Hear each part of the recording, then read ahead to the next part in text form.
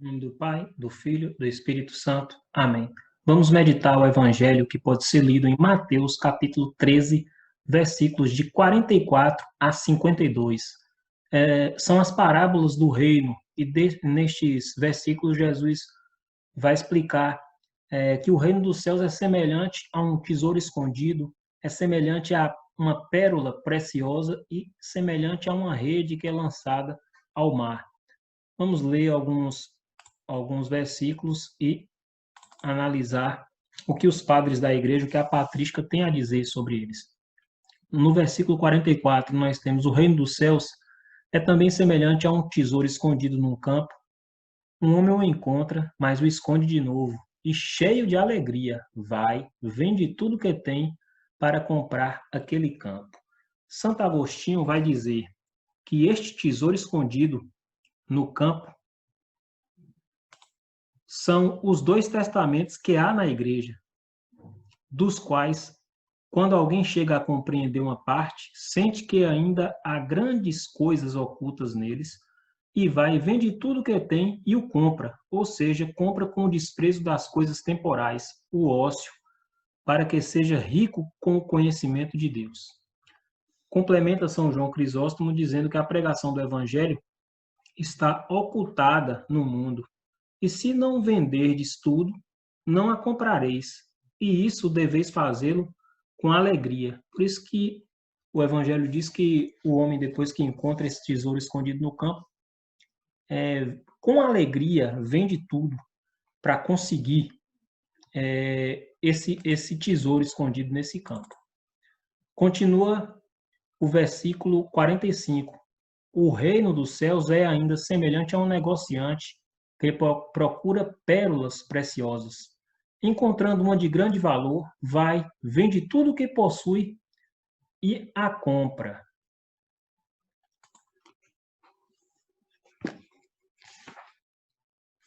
São Gregório Magno vai dizer: se entende pela pérola preciosa a doçura da vida celeste, por cuja posse quem a encontra vende tudo que tem, porque aquele que teve tanto quanto é possível conhecimento perfeito da doçura da vida celeste, abandona de boa vontade tudo que antes havia amado sobre a terra, tudo que tanto lhe agradava aos olhos, parece disforme, e em sua alma só fulge o brilho da preciosa pérola. O mesmo sentido do tesouro escondido, né? Encontra esse reino que comparado a esse tesouro escondido, esse reino que é comparado a essa pérola, então todo o resto se torna supérfluo, sem valor. Então o valor absoluto é o evangelho, é o reino. E Santo Agostinho compara essa pérola encontrada, que diz que foi uma pérola preciosa, compara a Jesus Cristo. Vamos continuar aqui nos versículos. A partir do versículo 47, o reino dos céus é semelhante ainda a uma rede que, jogada no mar, ao mar, recolhe peixes de toda espécie. Quando está repleta, os pescadores puxam-no para a praia, sentam-se e separam nos cestos o que é bom e jogam fora o que não presta. Assim será no fim do mundo. Os anjos virão separar os maus do meio dos justos e os arrojarão na fornalha, onde haverá choro e ranger de dentes.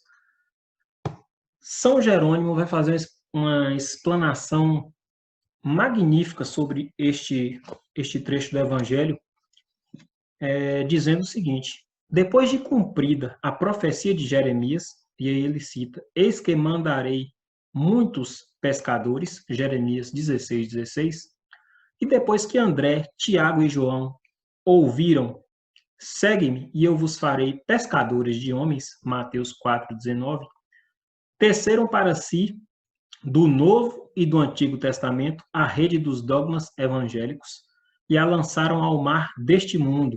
E essa rede está até hoje estendida em meio às ondas, colhendo tudo que cai entre os redemoinhos salgados e amargos, ou seja, os homens bons e maus. Isso é o que significa que colhe toda espécie de peixes. São Gregório Magno vai complementar dizendo: compara a Santa Igreja a uma rede, porque foi entregue a pescadores, e todos, mediante ela, são arrastados das ondas da vida presente ao reino eterno, a fim de que não sejam mergulhados no abismo da morte eterna. Esta igreja reúne toda espécie de peixes, porque chama todos os homens para perdoá-los, os sábios e os tolos, os livres e os escravos, os ricos e os pobres, os fortes e os fracos. Estará completamente cheia a rede, isto é, a igreja, quando, ao fim dos tempos, cumprisse o destino do gênero humano. Por isso, segue.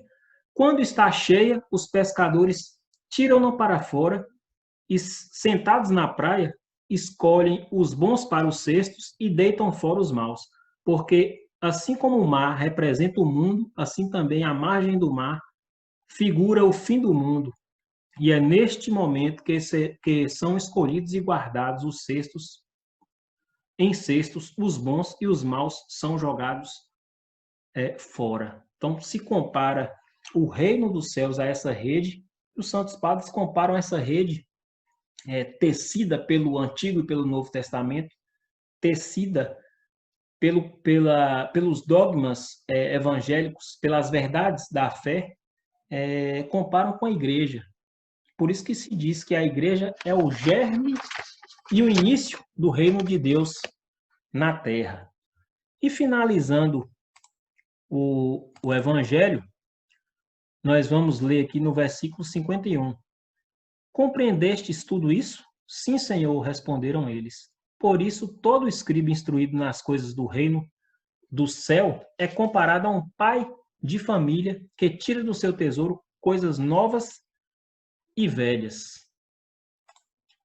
Santo Hilário de Poitiers vai dizer: o Senhor fala aqui aos seus discípulos e os chama de escribas por causa de seu saber, porque compreenderam o que ele disse sobre o Antigo e o Novo Testamento, isso é, sobre o Evangelho e sobre a lei, pois ambos pertencem ao mesmo pai de família e ambos formam um só tesouro.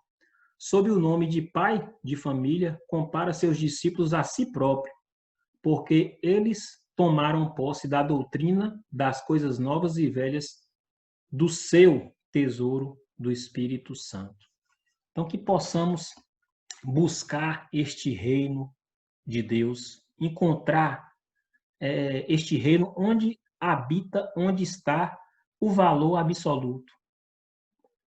Abraçar essa verdade que não passa e desapegar dos bens deste mundo, buscar aspirar aos bens do alto, aos bens eternos, que só se encontram nesse reino de Deus, nesse reino que já se inicia aqui, onde nós estamos, na igreja militante. Então, que Deus nos abençoe, nos ilumine, em nome do Pai, do Filho e do Espírito Santo. Amém.